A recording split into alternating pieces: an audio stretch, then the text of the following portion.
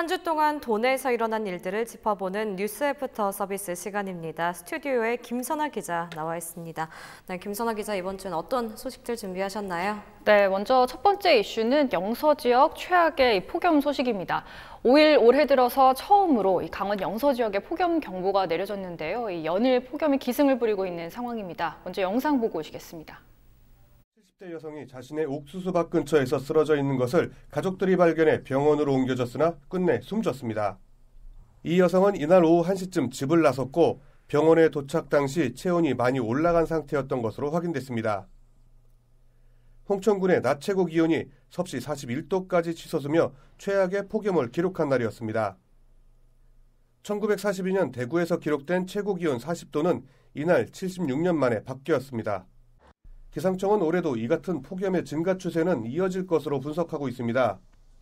올 들어 지난 5월 24일 강원 산지를 제외한 대부분 지역에 첫 폭염주의보가 발령됐습니다. 작년 첫 폭염주의보가 6월 6일 양양과 고성 지역에서 발령된 것에 비해 2주 정도 빨라졌습니다.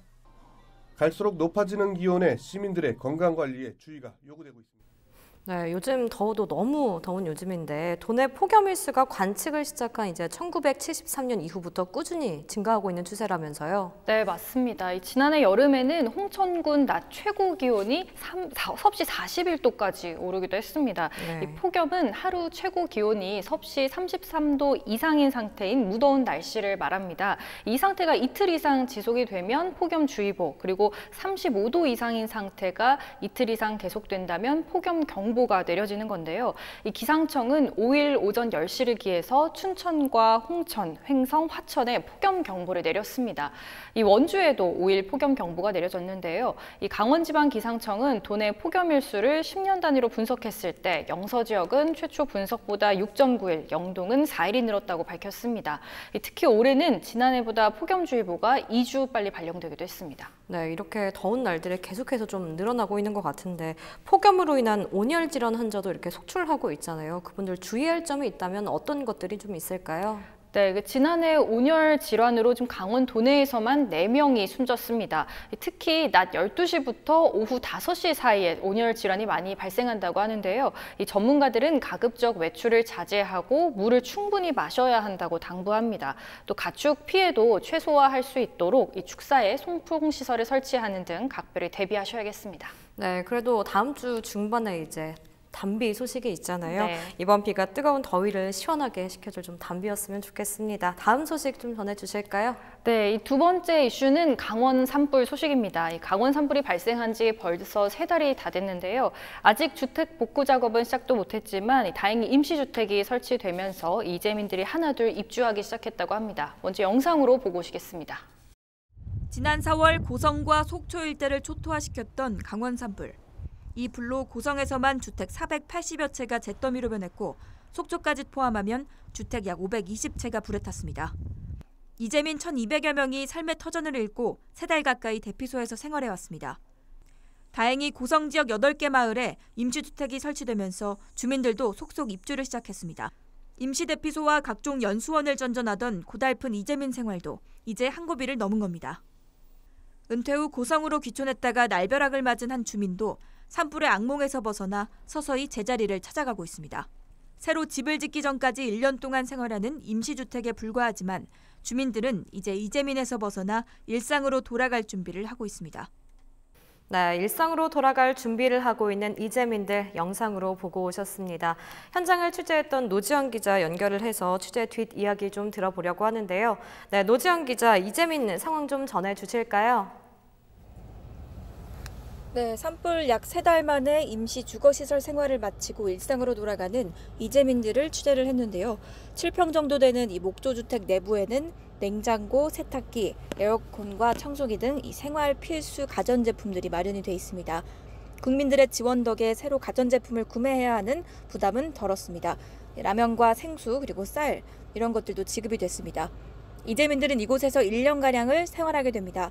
그동안 미뤄왔던 일정들, 예를 들어서 가족을 만난다거나 건강상 이유로 치료를 받는다거나 밭에 나가서 일을 하는 등 대부분이 일상으로 많이 돌아간 모습이었습니다. 하지만 앞으로 걱정도 남아 있습니다. 산불 피해자 대부분이 경제 생활이 힘든 노인분들이기 때문에 다시 집을 짓는 것도 쉽지 않은 일입니다. 산불 피해 주민들이 온전히 일상으로 돌아갈 때까지 국민들의 관심이 필요해 보입니다. 지금까지 보도국에서 헬로티비 뉴스 노지영입니다. 네, 노지영 기자와 전화 연결을 해서 강원 산불 소식 들어봤습니다. 네, 김선화 기자, 이재민 분들이 일상으로 돌아가기 위해서는 이제 좀 무엇보다 제대로 된 지원이 좀 필요할 것 같은데요. 지원 상황은 좀 어떻게 돼가나요? 네, 이 강원도는 지난 2일에 이달 중 이재민 임시조립주택 입주를 완료하고 또 본격적으로 주택 복구를 추진하겠다고 밝혔습니다. 현재 이재민 658가구 1,518명 중에 연수원 등의 120여 명, 친척집 등의 440여 명, 그리고 이외에 임시조립주택이나 한국토지주택공사 임대주택에 이재민들이 거주하고 있는데요. 이 리포트로 보고 오신 임시조립주택은 110억 원을 들여서 현재 290동이 입주를 완료했다고 합니다. 43동은 이 기반시설 공사를 완료하고 이달 중순에 입주할 예정입니다. 네, 강원 산불 때 이제 많은 분들이 성금을 보내주셨잖아요. 그 성금은 좀 어떻게 활용이 돼가고 있나요? 네, 이 국민 성금은 4개 기관에서 561억 원을 모았습니다. 이 중 이 주택 피해 이재민 171억 원, 그리고 소상공인 58억 원, 그리고 가재도구 지원으로 27억 원 등 우선 270억 원을 긴급 지원했습니다. 남은 291억 원도 이달 중에 임명이나 주택 피해 이재민과 중소상공인 등에게 250억 원 정도, 그리고 사회복지 공동모금회 지원 31억 8천만 원, 그리고 어린이 심리치료 지원에 9억여 원 등 전액이 지급될 예정입니다. 네, 이재민들이 하루빨리 복귀를 좀 잘 하셨으면 좋겠습니다. 다음 소식 전해주실까요? 네, 이 다음 이슈는 학교 비정규직 총파업 소식입니다. 이 비정규직의 처우 개선 등을 요구하면서 이 학교 비정규직 연대가 예고했던 대로 지난 3일부터 총파업에 들어갔습니다. 5일 현재까지도 이 파업이 이어지고 있는데요. 이 도내 급식조리원과 돌봄 전담사 등 1,800여 명이 파업에 동참했습니다. 관련 내용 영상으로 보고 오시겠습니다. 춘천의 한 중학교 급식실. 한창 붐벼야 할 점심시간이지만 급식실과 조리실이 텅 비어 있습니다. 학교 비정규직 연대회의가 3일 총파업에 돌입하면서 급식이 중단됐기 때문입니다. 해당 학교는 앞서 가정통신문을 통해 급식 중단 이유를 설명하고 학생들에게 빵과 떡, 음료 등의 대체 음식을 제공했습니다. 미리 준비한 도시락 등을 나눠 먹는 학생들의 모습에서 불편함은 찾아보기 힘듭니다. 한창 자라는 학생들의 급식을 볼모로 삼았다는 비판도 제기되지만 오히려 학교 비정규직 문제에 공감하고 불편을 감수하겠다는 반응도 적지 않습니다. 3일부터 시작된 학교 비정규직 연대회의 총파업에 도내에서는 1,800여 명이 참가한 것으로 집계됐습니다. 학교 급식 종사자와 돌봄 전담사 등이 대부분입니다. 이 때문에 도내 약 300개 학교의 급식이 중단됐고 초등학교와 유치원 41곳에서는 돌봄 교실을 운영하지 못했습니다.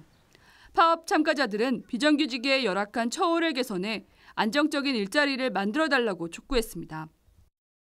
관련 영상 보고 오셨는데요. 비정규직 노동자들이 이제 3일 동안 파업을 진행하면서 좀 급식과 돌봄에서도 차질이 있었을 것 같았는데 어떻습니까? 네, 강원도 교육청은 이번 파업으로 도내 학교 290여 곳의 급식이 중단됐고 또 학교 30여 곳은 돌봄 교실을 운영하지 않았다고 밝혔습니다. 급식과 돌봄에 일부 공백이 우려되긴 했지만 학교 현장에서는 큰 혼란은 없었다고 하는데요. 이 학교별로 단축 수업을 하거나 도시락을 싸오도록 하고 또 빵이나 우유, 과일 같은 이 급식 대용품을 제공해서 대체 방안을 마련했습니다. 또 학교들은 파업 전에 이 가정통신문을 통해서 이 학부모들에게 파업을 하게 된 이유 등을 설명하고 또 협조를 요청해서 혼란을 최소화할 수 있도록 했습니다. 또 방과 후 과정과 돌봄 교실 등의 업무 담당자를 지정해서 비상근무에 나서기도 했습니다. 네, 이번에 학교 비정규직 노동자들이 왜 파업을 했는지가 좀 중요할 것 같은데 이분들이 구체적으로 좀 원하는 게 어떤 건가요? 네, 이 노조 측은 비정규의 정규직화 그리고 임금 수준을 정규직의 80% 수준으로 맞춰주길 요구하고 있습니다. 네. 이 취재 기자가 전국 학교 비정규직 노동조합 강원지부장과 전화 인터뷰를 진행했는데요. 내용 들어보고 오시겠습니다. 저희는 공정임금제를 실시해서 80%까지 적용을 해달라고 요구를 하는 거죠. 우리 자라나는 아이들에게 제대로 된 좋은 일자리 그렇게 만들어 주자는 그런 차원도 있습니다. 이해를 좀 해주셨으면 좋겠습니다. 네, 이번 총파업에는 이제 학교 비정규직뿐만 아니라 뭐 헬로티비 뉴스에서도 나왔다시피 도내 환경미화원들도 이제 대거 참여를 하셨다면서요. 네, 이 강원도가 전국에서 가장 이 파업 참여 규모가 컸습니다. 특히 이 강릉과 속초, 삼척 등 영동 지역의 참여자들이 좀 많았는데요. 이들은 비정규직에 대한 차별을 철폐하고 직접 고용을 촉구했습니다. 이 지자체별로 이 파업에 대비해서 대체 인력과 장비를 긴급 투입했는데요. 강릉시는 특별 청소 대책을 마련해서 이 긴급 수거 차량을 배치하거나 노인 일자리 사업 참여자 등을 활용해 청소 공백을 줄였습니다. 삼척시는 생활쓰레기 처리 비상대책반을 꾸려서 시청 소속 공무원 60여 명을 환경미화 업무에 투입했습니다. 네, 이번 문제에 대한 해결책이 좀 나와서 현장에서 더 이상 혼란이 좀 없었으면 하는 바람입니다. 마지막 이슈 무엇인가요? 네, 이 마지막 이슈는 제2경춘국도 노선 논란입니다. 서울에서 춘천을 잇는 제2경춘국도 건설 사업이 예비 타당성 조사를 면제받아서 사업이 본격 추진이 되고 있는데요. 이 서울에서 춘천 간 동서 고속도로나 이 기존 경춘국도가 주말마다 이 교통 정체난을 겪고 있어서 이번 사업이 교통량 분산 등의 효과를 가져올 것으로 기대가 되고 있는 상황입니다. 그런데 이 노선 선정 과정에서 좀 여러 가지 문제들이 나타나고 있다고 하는데요. 관련 내용 영상으로 보고 오시겠습니다. 제2경춘국도는 경기도 남양주시 화도읍부터 춘천시 서면 당림리까지 약 32.9km를 잇는 노선입니다. 올해 초 정부가 발표한 국가균형발전 프로젝트에 포함돼 예비 타당성 조사가 면제됐습니다. 춘천시가 경기도 남양주 금남 JCT에서 춘천시 서면을 바로 연결해야 한다고 요구하자 가평군이 가평을 경유해야 한다고 맞선 겁니다.